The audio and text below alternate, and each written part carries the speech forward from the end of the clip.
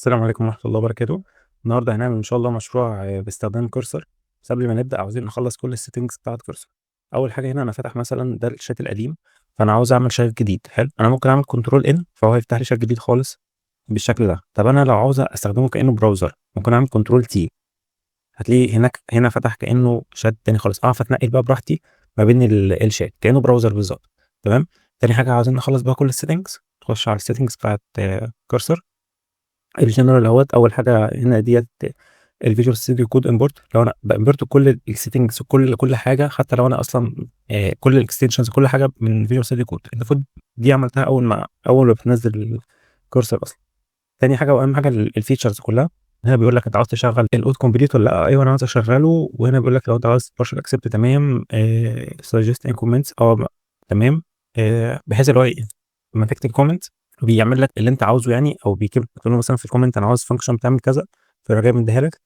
الاوتو امبورت انا بشغل الاثنين، بحيث اللي هو اول واحده بتاع التايب سكريبت وثاني حاجه بتاع بايثون. هو بيعمل لك اوتو امبورت اصلا، شوف الحاجات اللي ناقصاه من الفيتشرز الجميله جدا، فلازم تعمله. يعني مثلا انت تبقى انت عامل حاجه وما عملتش امبورت ليها، فهو بيقرا الفايل وبيعمل لك الامبورت فوق وانت مجرد بس الكتاب وبتقبل بيه. تاني حاجه الشات دي الخاصه بالشات اللي على اليمين ده. تمام. فبيقول لك اول ما تفتح ايه المود، ايه الديفولت مود. انا بالنسبه لي هعمل له جيني ده. انا اخليه ايجنت دلوقتي، ده هتلاقيه اللي عندك. جيني ده واحد انا عامله، انت ممكن تعمل اي حاجه انت عاوزه. بس خلينا اخلي الايجنت دلوقتي. بيقول لك لما تفتح الاوتو ريفرش دي، لما تفتح شات جديد، لما انت مثلا كنترول ال عاوزه يفتح الشات القديم ولا يفتح لك شات جديد على طول. انت تبقى مخلص حاجه وقفلت الشات، لما تيجي تفتح بقى كنترول ال تاني تعمل ايه. فانا بعمل اوتو ريفرش بيفتح لي شات جديد احسن بالنسبه لي. لو عاوز شات قديم ممكن اجيبه من هنا، اللي هو الشو شات هيستوري. كل الشاتس القديمه بتاعتي بلاقيها هنا. هو طبعا بالنسبه لي انا عاوزه يسكرول على طول في البوتن، يعني اول ما افتح الاقي اخر حاجه انا عملتها. تمام. الاوتو ابلاي تمام. حته بقى مهمه جدا انيبل اوتو ران مود. حلو. انا بالنسبه لي ما تعملهاش خالص وانت شغال على كود حقيقي، يعني على كود هيتسلم لكاستمر او كلاينت او كده. اعمله وانت بتجرب بس. ده ايه الميزه بتاعته. ده بيرن وبيعمل كل حاجه من غير ما ياخد منك اي اذن. يعني ممكن يمسح فايلز، ممكن يكريت فايل، ممكن يعدل اي فايل، ينستول باكج، يرن كوماند. يعني ممكن يعمل كل اللي انت متخيله وانت مش واخد بالك. وبيعمل ام سي بي تولز دي اصلا يعني بتخليك تكونكت بالعالم الخارجي. يعني ممكن تلاقي مسح اصلا حاجه على جيت هاب. احنا ان شاء الله هنعمل ام سي بي للجيت هاب ونشوف ازاي نرفع. يعني مش انت بعد كده مش هتكتب جيت كذا وبتاع، لا، انت راح تكلم بس كارسر وتقول له ايه ارفع لي الكود على جيت هاب وهو يروح يرفعه لك.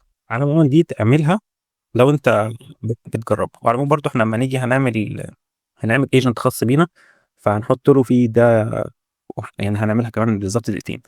بالنسبه للونج كونتكست، يعني بالنسبه لي ما تستخدمهاش لو انت الفايل بتاعتك ما فيهاش كود كتير. يعني الكاستم مود دي علم عليها جميله جدا. هنعمل واحد كمان شويه. بلاي ساوند والفينش، لما الايجنت بيخلص بيعمل لك ساوند يقول لك اللي انا خلصت.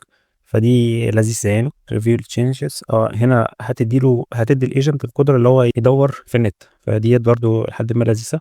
هنا بيقول لك انا خلصت الاندكسنج بتاع الكود بيس بتاعك. هنا الدوكيومنتيشن لو انت فاكرين احنا هنا كنا بنعمل اللي هي الدوكس، اللي انا اقدر امنشن دوكيومنتيشن معين. فانت ممكن تيجي من هنا في الاول خالص اصلا تحط الدوكيومنتيشن اللي انت عاوزها، تحط مثلا نفرض لارفل، تحط اي حاجه. بس ما تعملهاش غير لو لسه حاجه نازله جديده والاي اي لسه ما اتدربش عليها. ماشي. ده بالنسبه للاديتور نفسه. الشو الايديت تمام. سيلكت تمام. الكود سيلكت لما تتعمل على الكود سيلكت كنترول كي هتظهر لك ويندو كده، تقدر تقول له غير فيها اللي انت عاوزه. بالنسبه للتيرمينال بيقول لك انا عن نفسي بعمل اول اتنين دول. الفكره كلها في ايه؟ انك اول ما تك كنترول كي جوه التيرمينال بيظهر لك ويندو تعمل اللي انت عاوزه. بس الفكره كلها مثلا بدل ما هو بيكتب لك السولوشن في الويندو، لا هيحطها لك في التيرمينال على طول. فدي بالنسبه لي تبقى اسهل يعني. ده الموديلز عملناها قبل كده. الرولز عملناها. الام سي بي دي هنعمل لها فيديو خاص بيها، الفيديو اللي جاي على طول. بالنسبه للبيتا انا بالنسبه لي انا عامل ايرلي اكسس، بحيث اي حاجه جديده بتنزل اخش اشوفها واجربها. يعني دي براحتك، ممكن حاجه جديده تلاقيها مش شغاله معاك في الاول مش عارف ايه، فلو مش حابب الموضوع ممكن تروح جاي عامل الستاندرد وخلاص، فهتجيلك الحاجه بعد ما تكون عاملها تيستنج محترمين. خلينا بقى هنا نعمل مشروع خاص بينا كده من الاول. انا هبقى اول مره اعملها خيالة. خلينا اول حاجه نكريت كاستم مود الاول. اهو. بص اول حاجه بيقول لك المود ده هو يعتبر ايجنت. حلو. فانت بتقول له هو انت عاوزه يشتغل بايه. اول حاجه هنديله نيم. انا بحب يجيني عشان دي اسم الشركه بتاعتنا. عاوز تشتغل بموديل ايه، عاوز يبقى اوتو سيلكت اصلا. فدي تبقى هو يشوف لو الدنيا صعبه خلاص يحط. لو انت جايب حاجه تقيله يروح جاي طالب منك موديل قوي. لو انت عاوز تحدد من الاول خالص، هو مثلا عاوز 3.7 مثلا، من الحاجات القويه جدا.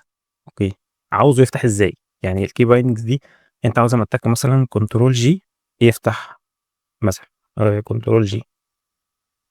حلو، انت بتفتك بس كده. اه تمام، انا حاطه اصلا قبل كده، خليها مثلا كنترول تي. موجود برضو قبل كده كنترول ده، ولنفرض عموما انا مش هعمله اصلا لاني عامل جني اصلا خاص بينا، فهو كنترول جي ده مش هاكد عليه يعني. ماشي، انت عاوز تديله ايه بقى؟ التولز اللي انت عاوزه يسيرش ويديت ويران الام سي بي سيرفرز، انا اعملها تمام في ادفانسد اوبشن. الاوتو ران بقى عاوزه يرن مع نفسه وياخد كل الصلاحيات مع نفسه ويشوف الحاجه براحته ويتست براحته والكلام ده كله. تمام، انا هديها له. عاوزه يفكس الايرور، تمام، انا مديها له برده. ده بالنسبه لي انا اوريدي عامل نفس الحاجه ديت، اسمه جني عندي، انا عامل له ديليت هنا، بس انا اوريدي عامله هنا اسمه جني. حلو، بتك كنترول جي بيفتح لي. او نفرض انا عاوز اقول له مثلا انستول لارفل. هنا بقى الدنيا هتتم كلها لوحدها، انا مش هتدخل خالص. هو هيرن الكوماند، هو هيعمل كل حاجه،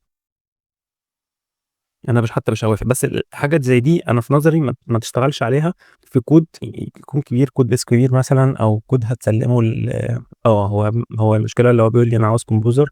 تمام، انا ما عنديش كومبوزر، خلاص هخليها مثلا انستول رياكت.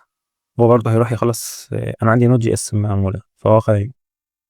اوكي، بس التيرمينال كمان لازم ياخد رأيي فيها. تمام، ده كويس. بس بشكل عام بكررها تاني، ما تعملهاش كتير، ما تفتحش اللي هو يبقى اديله الايديت والديليت ده، لانه يعني حصلت عندنا حتى في الشركه، يعني حد كان الباكج، هو راح عمل انستول للباكجز وشال باكجز اصلا من باكج دوت جيسون، والدنيا كانت باظت عندنا بسبب حاجه زي كده.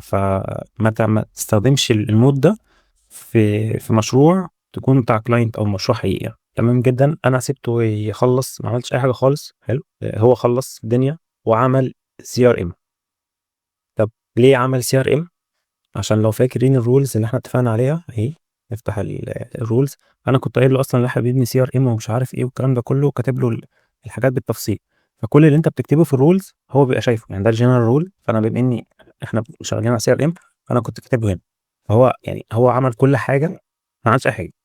هو راح عمل داشبورد، عمل كاستمر، عمل بروجكت، عمل كالندر، عمل مسج، عمل ريبورتس، ما عملش اي حاجه حرفيا. هو راح عمل الدنيا دي كلها. فدي القوه اللي في الموضوع. طب احنا خلينا بقى نعدل، خلينا نخش على كومبوننت مثلا ولا بيجز. كاستمر بيج. انا دلوقتي مثلا خلاص انا كده خلصت، فانا عاوز افتح مثلا شات جديد، فهتك كنترول جي مثلا، فتح نيو شات. انا لما بتك كده كده كده اصلا بيبقى واخد الصفحه اللي انا واقف عليها ككونتكست هنا. مش عارف لو انا عاوز اغير حاجه معينه مثلا. طب ماشي، انا ممكن حتى مش هغير حاجه، هقول له enhance this page. انا كده كده ما عملتش حاجه، يعني هو الدنيا كلها. بس هو ده طبعا يعني طريقه لحد ما غلط، لازم تبقى انت عارف كل حاجه انت بتعملها اصلا. بس انا يعني ده للتجربه مش اكتر. تمام، هو هتلاقيه بياخد طالما خد وقت طويل كده. هو هنا بيقول لك ايه، انا هضيف باجينيشن مش عارف ايه، هعمل حاجات كتير قوي كده. دي الحاجات اللي هياخد وقت، وفجاه هتلاقي الصفحه دي بقت مليانه جدا وحاطط فيها الكود. وبرده من الحاجات اللي احنا كنا ممكن نعملها، لو انا جاي مثلا حاجه زي كده، اعمل كنترول كي، فتفتح لي مثلا، اقول له هو ده كان جدول، فاقول له مثلا غير لي في الجدول ده بشكل معين، او حط لي كذا. فبتديك برودكتيفيتي عاليه قوي وانت قاعد، انت شبه ما بتكتبش كود. يعني معظم، يعني هتلاقي يعني حتى جوجل اللي عارف 25% من الكود عندهم بقى اي جنريتد. كتير قوي من الستارت ابس في امريكا 90% منهم الكود بتاعهم بقى 90%، 95% من احيانا بتوصل الكود بيبقى اي جنريتد. فهو خلص اهوت. انا كل اللي هعمل اكسبت. تمام، خلينا نشوف هو بيقول لك انا حطيت ايه وعملت ايه والكلام ده كله، بيشرح لك هو عمل ايه اصلا. نفتح، هي كانت اعتقد كانت الكاستمرز. تمام، هو حاطط تقريبا البوتون بتاع الكاستمر دوت، وحاطط السيرش كمان شغال. جميل.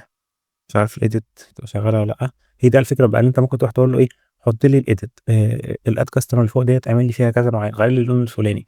كل ده وانت ما عملتش حاجه، انت ما تكتبش كود بايدك. الدنيا كلها هي يعني انت قاعد والدنيا كلها بتمشي.